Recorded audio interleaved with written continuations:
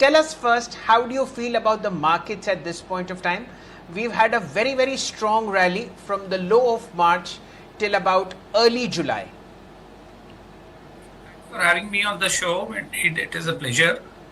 I think so. The context of market, post in last 2 months has completely changed. But there are few structural things that I want to highlight. One is that the risk-free rate in India has virtually collapsed. So if you look at the 10-year bond yield in India, it is, trading at 6.3%. We are in a very, very low inflation environment. I have not seen consumer inflation being at 2.1%, which was recently reported.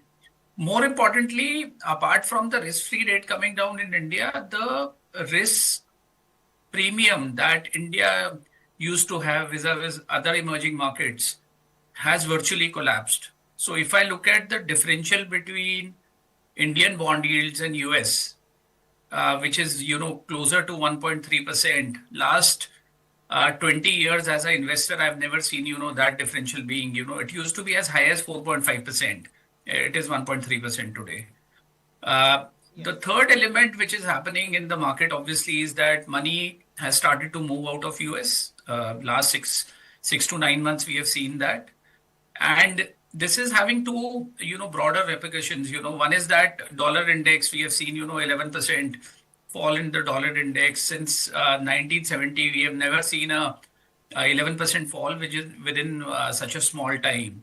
So there are two implications for US investors here. One is that obviously US has a phenomenal run post the global financial crisis way back in 2008. People have started to believe that US possibly is topping out because US markets are not cheap.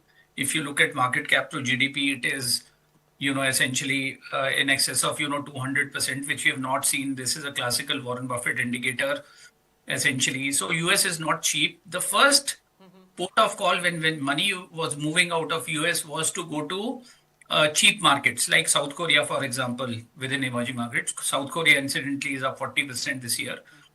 Spain is up 30%. Some of the markets in Europe were trading at 10 to 12 P. But obviously, this money will find home, and this money, more importantly, will chase quality.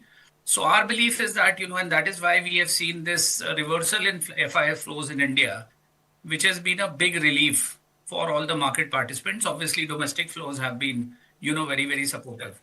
But going forward, what is going to be the key in our view is earnings growth. We have had a 5% earnings growth last year after 25% earnings CAGR from 2020 to 2024, which obviously I can call it as an aberration because the long-term earnings trend last 20 years has been more like 12%. So in our view, we are mean reverting in terms of earnings, and this is going to be a very, very different market to invest going forward. You would have to forget about, whatever has happened in last 4 or 5 years.